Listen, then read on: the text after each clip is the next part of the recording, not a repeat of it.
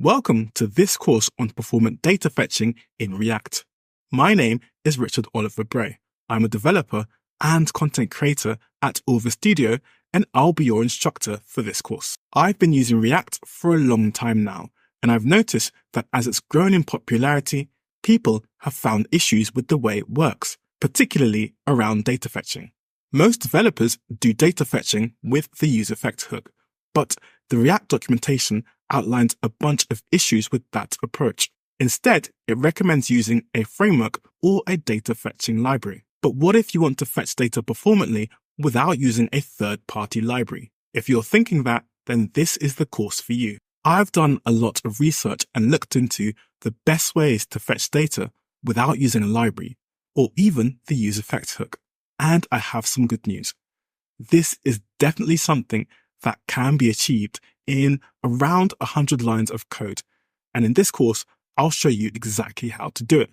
We're going to go through the many problems with the useEffect hook when it comes to data fetching, such as caching, network waterfalls, race conditions, and much more. We'll write the code step by step to solve each and every one of those issues using some clever JS data patterns and techniques. We'll also look into how React re-renders and optimize our data fetching code to re-render the least amount of times. By the end of this course, you'll be able to fetch data performantly without the use of a third-party library or even the useEffect hook. Before we go ahead and start creating a performant data fetching solution for React, let's first talk about why I and many others, including the React team, don't recommend using the useEffect hook for fetching data. Funnily enough, there was a time when the React team recommended useEffect for fetching data. If we go to the legacy React documentation in the browser, we can scroll down towards the middle of the page and we can see down here that there's a what does useEffect do, and we can see on the last sentence that it specifies data fetching. So for a long time, and even now, people use the useEffect hook for fetching data. But we can see that in the new React documentation, they still talk about data fetching with the useEffect hook. However, it's something that they no longer recommend. Let's take a look at the new React website in the browser. In the useEffect section of the documentation, there is a data fetching section over here. If we click on this link, it will jump further down the page and we can see how the React team tells us to fetch data. But if you scroll down beyond this point, we'll see that there's a section in purple, which says, what are good alternatives to data fetching in effects? If you're curious and you click on the show details button, you can see here that the documentation says, although fetching inside effects is a popular way to fetch data, this approach is very manual and has significant downsides. So here, the React team are not necessarily recommending it. Then, beyond this point, it goes on to list the downsides of using useEffect, which include effects don't run on the server, that fetching in effects creates network waterfalls, that you can't preload and cache data with an effect, and so on. Let's go back to the presentation. So these are the main downsides that the React team specifies when using the useEffect hook for data fetching. The first one is not being rendered on the server, and this means that all the JavaScript for your component will need to be loaded before the data fetching can start if useEffect is used.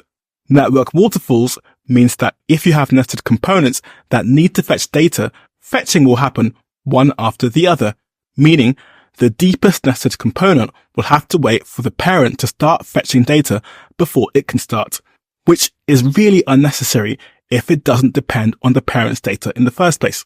Next is no preloading or caching, which again means you can't start fetching data before the component is rendered. And also, if a user renders the same component multiple times, like a blog homepage, for example, then the data will be fetched each and every time, which is really not needed if the data hasn't changed. We're going to talk about why you might not want to use a framework or library to fetch data. Let's first talk about libraries. Libraries in general are a great way to add functionality to your app very quickly, and most of them are really well maintained. But there are a few reasons why you might not want to use them. The first reason is that they might not be well maintained, and a library that is well maintained now might not be well maintained in the future. If there's an issue with security in the library that you're using, then you'll have to wait for the maintainers to fix it. This could take a while, and in the meantime, your app could be at risk. If you work in finance, health, government, or any of those security conscious companies, then this could be a big problem. In fact, this was a problem in a finance company I worked at in the past.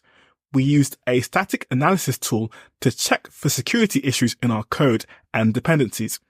And because we used a lot of packages, some of these packages had security issues. We either had to get a different package or declare that it was a known issue, which was a really long and somewhat embarrassing process. The second reason that you might not want to use a library is that libraries are not that flexible. Imagine that you're using a library to fetch data and you have to do something that the library doesn't support. You either have to file an issue and wait for the maintainers to add it, or you'll have to fork the library and add it yourself. This isn't ideal since you could miss out on important updates from the library, and you may have to maintain it yourself. A third reason you may not want to use a library for data fetching is that it could send extra data to the client. Now, I don't want to pick on a specific library, but I do know that these data fetching libraries have a lot of features. If you're only using a small feature set of that library, like you're doing some simple data fetching, then you could be adding a lot of extra code to your app. Now, I know that modern bundlers like Vite or TurboPack have tree shaking built in, but if you're using a library that hasn't been written with tree shaking in mind, or if you're not using a modern bundler, then you could be adding a lot of code to your app. Okay, so those are some reasons you might not want to use a library or package for data fetching. But what about a framework? Well, a full stack framework like Next.js or Remix can solve the issue of bloat since data fetching can be done on the server. This means that a small amount or no JS is sent to the client, which is great. But there are a few other reasons why you might not want to use a full stack framework. If you're building a client-side only app, then there are a few benefits of a framework like routing, code splitting, etc., but you may not need all of those features. A full stack framework is great for server-side rendering and static site generation, but for a basic client-side app, it could be a bit much.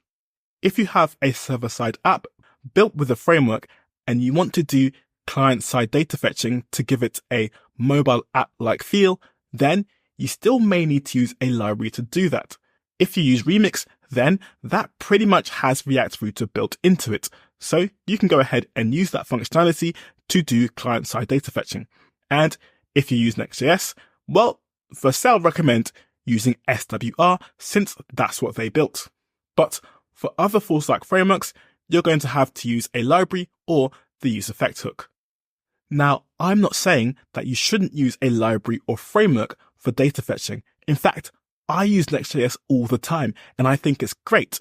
However, I want to highlight the fact that there are certain scenarios where you might not want to or won't be able to use a library or framework for data fetching. Okay, so let's recap some of those points. The first point is about security vulnerabilities or updates. If you have a library, you need to make sure you're always updating it so that your code isn't at risk. And if you want to do something that a library doesn't support, you have to file an issue to the maintainer, or you can try and add it yourself. But that will take a long time for you to figure out how the library works to add the feature, or the maintainer might not even have time to add the feature in the first place, so it might never get added. A library could add bloat to your app, so you need to keep that in mind if you want to use it just for simple data fetching. And if you're building a mainly client-side app, you may not need all the features a full-stack framework provides. Another reason is if you're a beginner and you just want to know how to fetch data without using the useEffect hook, the React team doesn't give you a good solution. So, if these are all things that you want to solve, then this is the right course for you. I'm going to show you how to fetch data in a performant way without using a library or framework and in a few lines of code. This data fetching technique will address all the issues raised in the React documentation. It's going to be small and easy to understand, which means you can customize it however you want. Sounds exciting, right? Well, in that case, let's get started. The first thing we're going to focus on when it comes to data fetching is fetching before the component loads.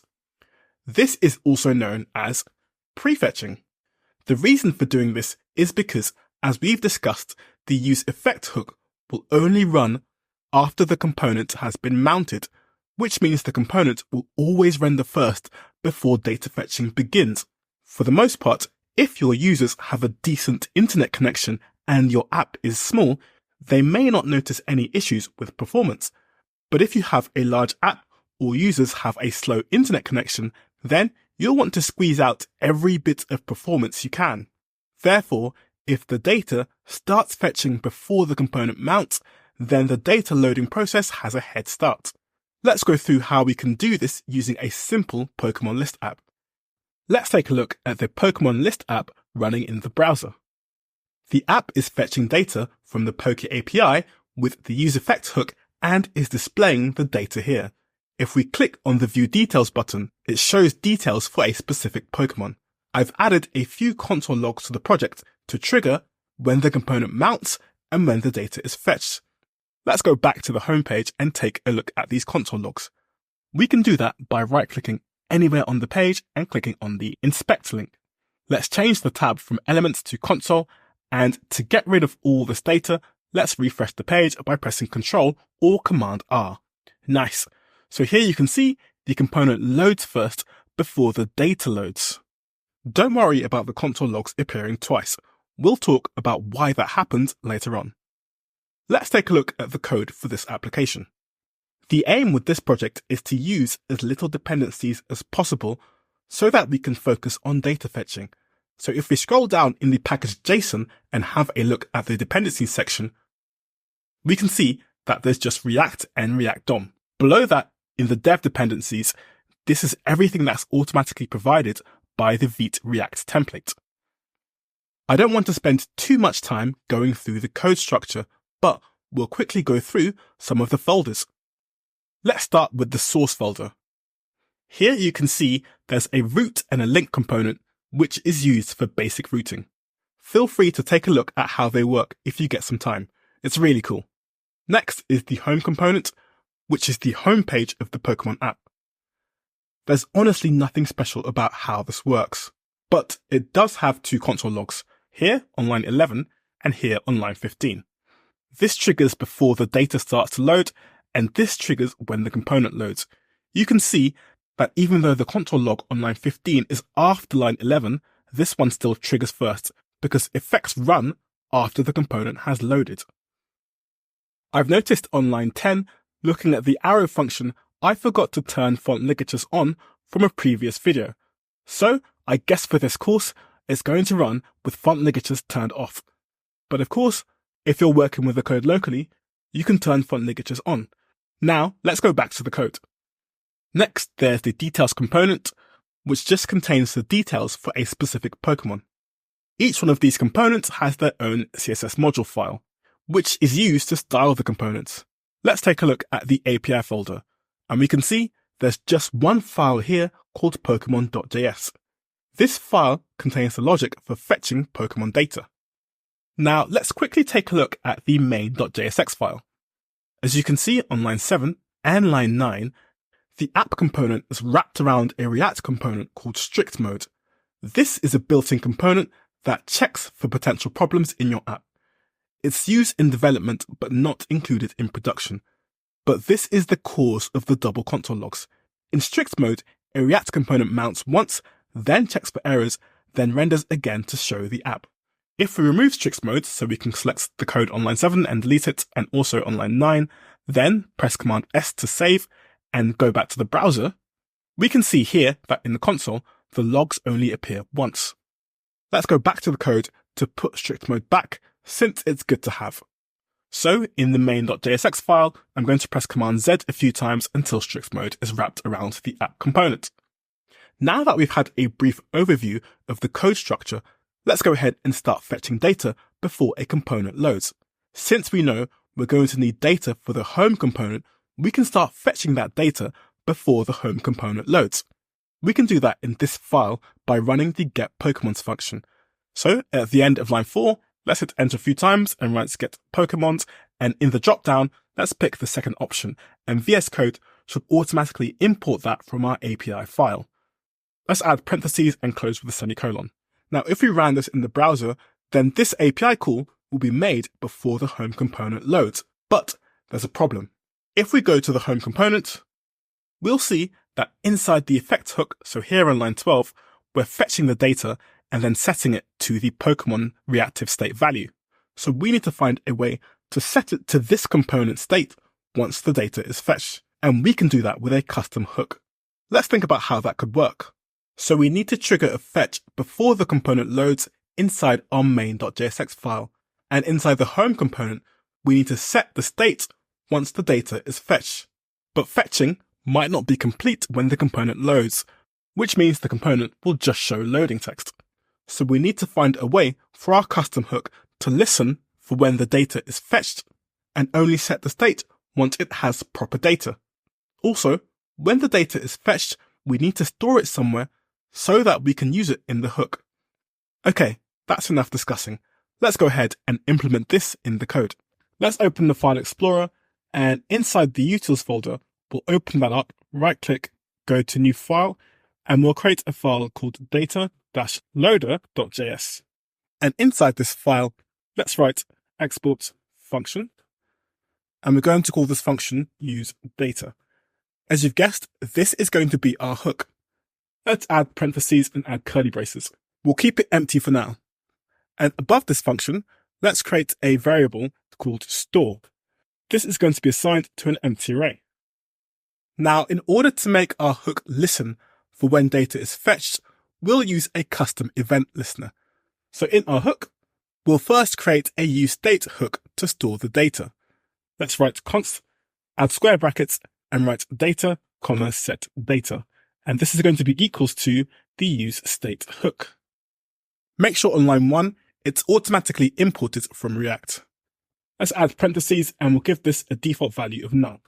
Then we're going to add a native JavaScript event listener that will listen for when the data is fetched. This uses the observer pattern under the hood. At the end of line 6, hit enter and write window.add event listener. We'll select the first option from the dropdown, then add parentheses, and inside the parentheses, we're going to add a custom event which we'll call data fetched. But of course, you can call this whatever you want. Then, once we have the data, we're going to run a function that we'll call our setData function, and inside the parentheses, we're going to pass it the value of store. So basically what this line is doing is setting the data from the store inside our data reactive variable on line 6. By this point in the code, so on line 7, there should be data inside our store variable. Then, once we have the data, we can just return it. So, at the end of line 7, hit enter, write return, and then we can return our data variable. And that's it. Cool. So we have an event listener, but we need something to trigger the event. Let's create a new function below our useData hook called prefetchData, which will take a function as an argument. At the end of line 9, hit enter, and we're going to write export function prefetchData, then add parentheses and add curly braces. Let's make sure inside the parentheses we write an argument of fn.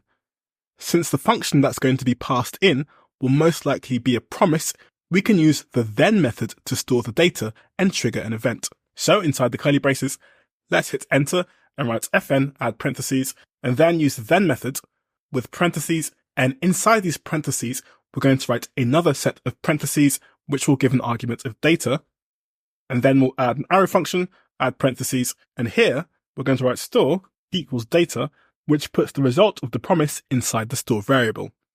Then we'll hit enter and write window.dispatch event, then add parentheses, and inside these parentheses, we're going to write new event, add another set of parentheses, and here we can put the name of the event. So let's double click on data fetch from line 7 and we'll paste it inside the event argument. Nice. Let's add a semicolon at the end of line 14 and at the end of line 15 as well. Now let's go back to the main.jsx file, and here we can make use of our prefetch data function by passing in the getPokemons function as an argument. So at the end of line 7, we can delete the semicolon and the parentheses, and at the beginning of line 7, we can write prefetch data. Let's add a space and then write that again to make sure it's being imported in VS Code. So we'll write prefetch data. And here we can add parentheses, and at the end of line 8, we can add a closing parentheses with a semicolon. Cool. Now let's make some changes in our home component. Since we're getting the data from our store, we can get rid of all the code from line 13 to line 10. And we can also get rid of all the code on line 8. And on line 8, we can write const Pokemons equals use data and add parentheses. What we can also do at the end of line 9 is write a console log, and then in the parentheses we can write Pokemons and then give a second argument of data fetching. Cool. So the code on line 10 will trigger when the component first loads and also when the data is fetched, meaning if our custom event listener is working, we should see data in our console log. Let's now go ahead and test this in the browser. If we refresh the page, we can see we have data in our Pokemon list. And if we scroll up to look at the console logs, we can see here that data starts being fetched before the component loads. These two console logs run again because of the strict mode wrapped around our app component. And then, when the data has been fetched, our data fetching log triggers again and the component re-renders. Nice! This is really cool. We're actually loading data into our application without the useEffect hook. But there's a problem. If we click on a button to view a Pokemon and then go back to the home page, you'll see that data isn't being fetched again. This is because data is only fetched once in the main.jsx file, but there's actually no need to fetch the data again since we already have it in our store. So we need to find a way to check if we have data already in the store, and if it is, we can make use of that data. If you want to keep learning about how to build real-world apps with the latest technologies and other career-related topics, then start right now by subscribing to our channel and liking this video.